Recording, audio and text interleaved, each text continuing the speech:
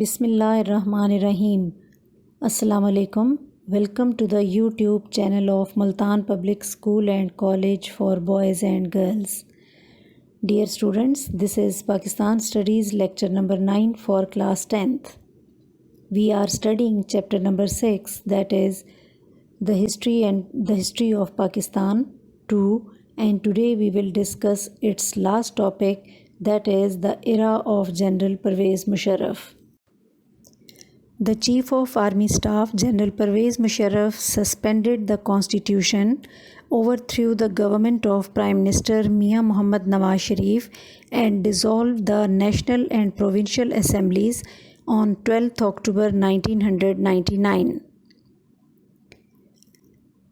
Later on, Supreme Court in a decision gave General Pervez Musharraf's government a period of 3 years so he could bring constitutional and social reforms in the country.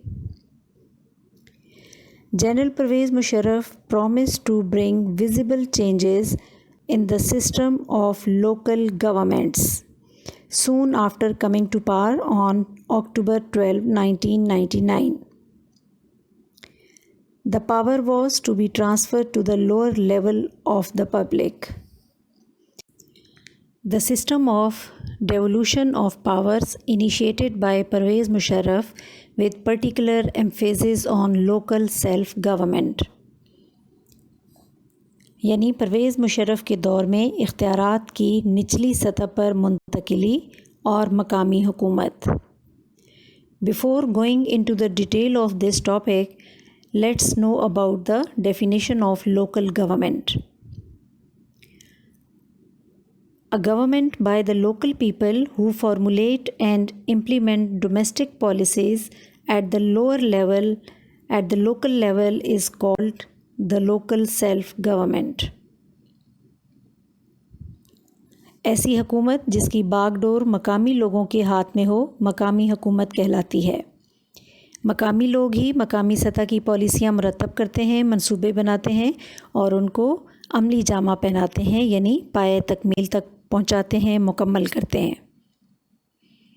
General Pervez Musharraf की हुकूमत ने 12 अक्टूबर 1999 को हुकूमत संभालने के बाद मकामी हुकूमतों के निज़ाम में वाज़ेह तब्दीलियाँ लाने का वादा किया ताकि इक़्तिदार अवाम की निचली सतह तक मुंतकिल हो सके.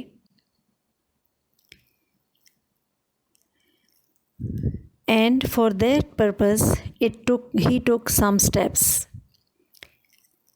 And the local government in Pakistan had been divided into 3 parts. Number 1 is union government, number 2 is tehsil government, and number 3 is district government. This system of Pervez Musharraf is called Local Government Plan 2000. According to that, first of all, we will discuss the union government in detail.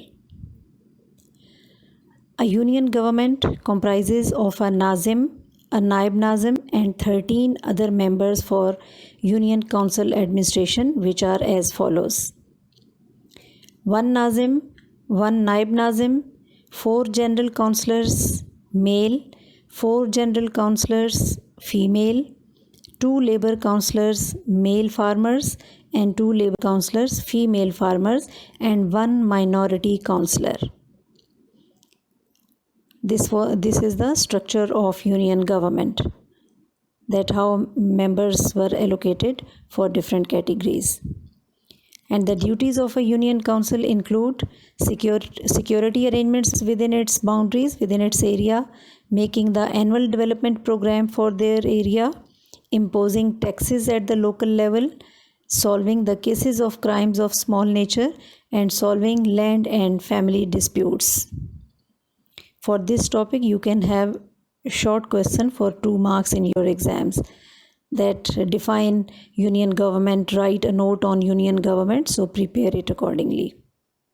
Second part of the local government is tehsil government, tehsil hukumat. तहसील हुकूमत तहसील नाज़िम, नायब तहसील नाज़िम, तहसील council और तहसील इंतज़ामिया पर मुश्तमिल होगी.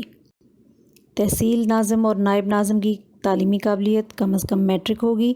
इनका इंतखाब तहसील में मौजूद तमाम यूनियन काउंसलर्स मिलकर करेंगे और तहसील नाज़म ही जो है वो तहसील हुकूमत का इंतज़ामी सरबराह होता है।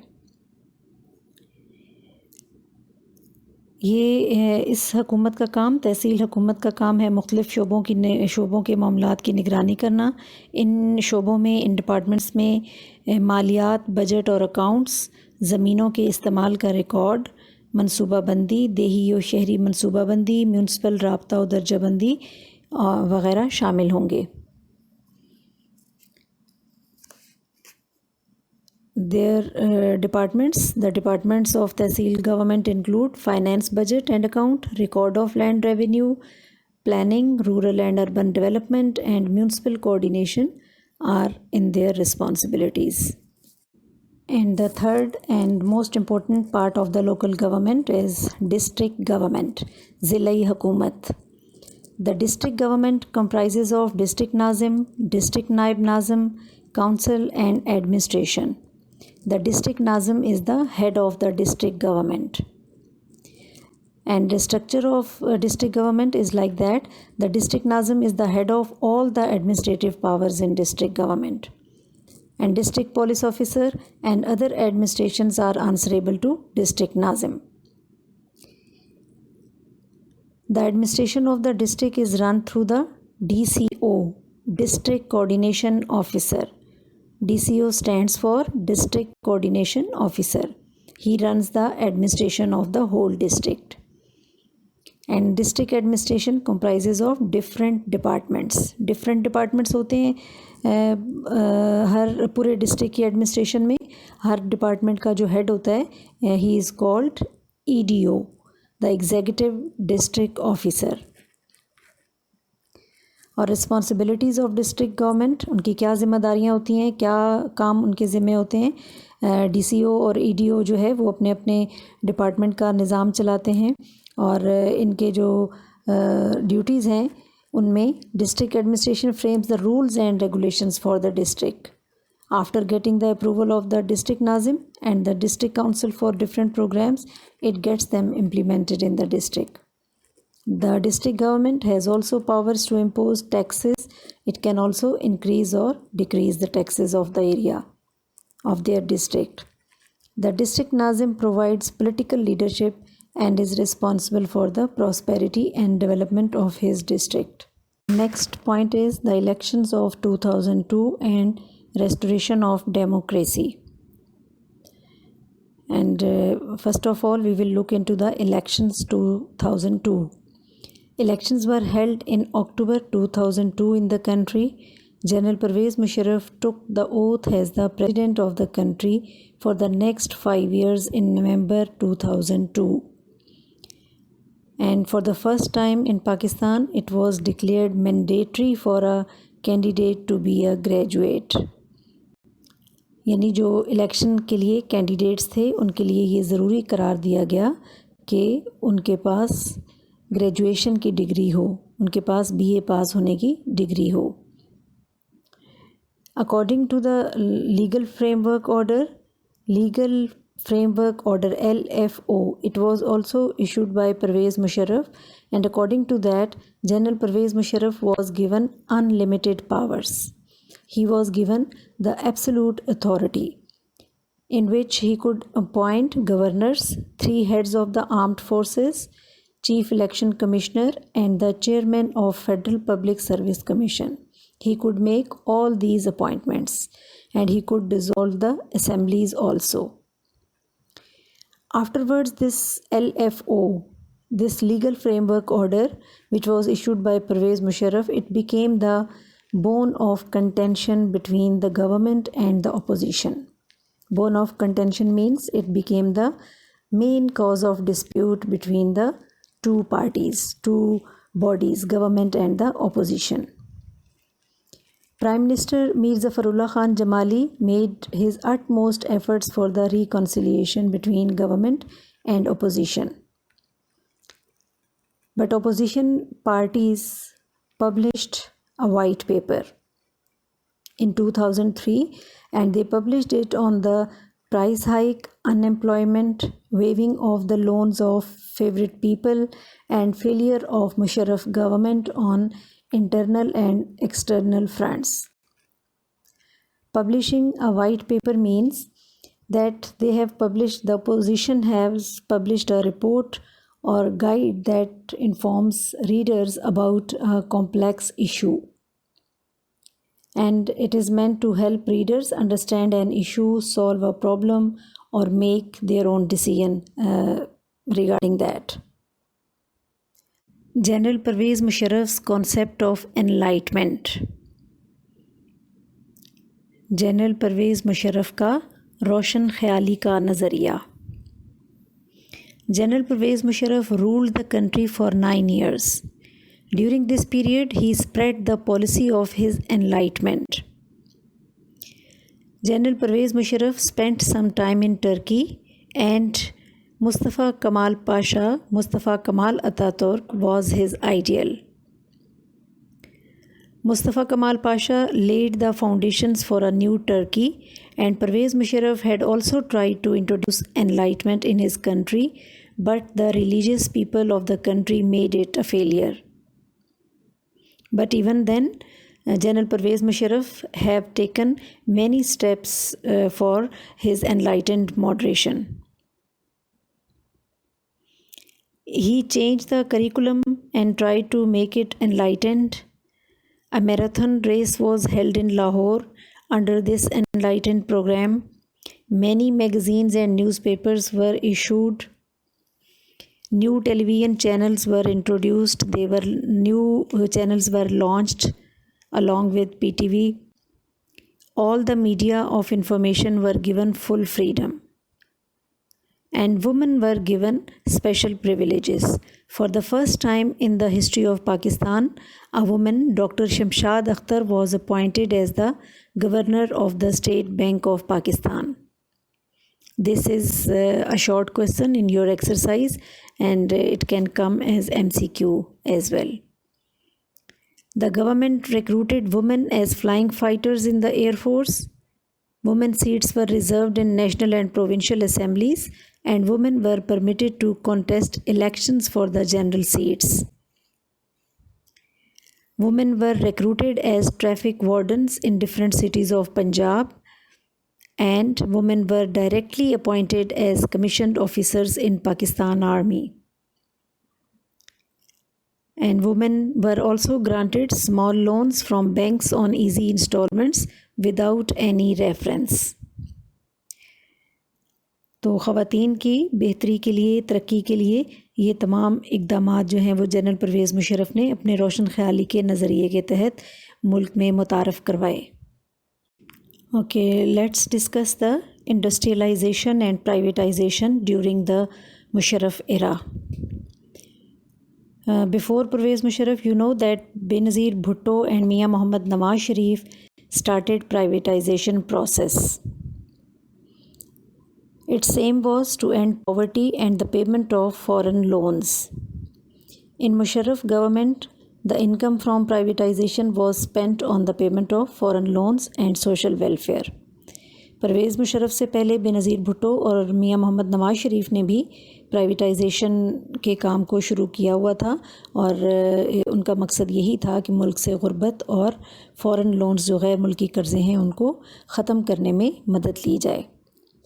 Many steps were taken towards privatization by Musharraf's government, in which many companies were sold to the private owners. Habib Bank was sold only for 22 billion rupees. United Bank Limited UBL was also sold.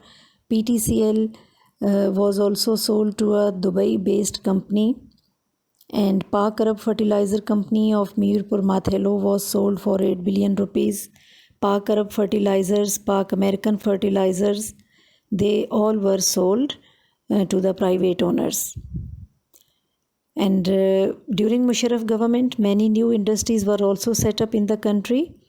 And among these industries, car assembly plant, sugar industry, chemical industry, industries for making goods of basic needs, cement industry and steel making industries are worth mentioning. And now let's discuss the economic reforms which were introduced by Pervez Musharraf and Shaukat Aziz. Pervez Musharraf was the president of the country, and Shaukat Aziz was an economist and remained prime minister during Pervez Musharraf era. Many steps were taken to improve the economic reforms in the country, and new reforms were also introduced. The first one is increase in GDP and setting up of new industries. Pervez Musharraf and Shaukat Aziz paid special attention to gross domestic product to improve GDP of the country, and there was 7% increase in it during that time. And the overseas Pakistanis who were living abroad, they were advised to make investment in different fields of their country for future development. And foreign investors were also invited, and they were advised to make investment in Pakistan. And in this way, the economy was boosting up. Then reduction in the country's deficit. Before Musharraf period, the country's deficit was 7%, and which was brought down to 4.5%. And he took many positive measures to reduce poverty from the country, and it was brought from 32% to 20%. And in order to get continuous supply of electricity without any break, and to reduce load shedding and obtain energy, plans were made to increase hydel power production and change thermal plants to gas and coal plants. Okay, students, with the completion of this topic, our chapter number 6 has completed today. Now it's your turn to learn and prepare the complete chapter. Note down your homework for this week. Question number 1 and 2 are short questions for 2 marks, and question 3 and 4 are long questions for 8 marks each. Question number 1. Write 4 measures taken for women in the Musharraf government. Question number 2. In which election was graduation made conditional for the candidates? Question number 3. Narrate the formation of a district government and its duties. Question number 4. Write comprehensive notes on the following: Tehsil Council, Tehsil Administration, and Tehsil Nazim and Naib Nazim. Do write and learn these questions. Write them in your notebooks very neatly and carefully. Thank you. Stay blessed. Stay safe. Allah Hafiz.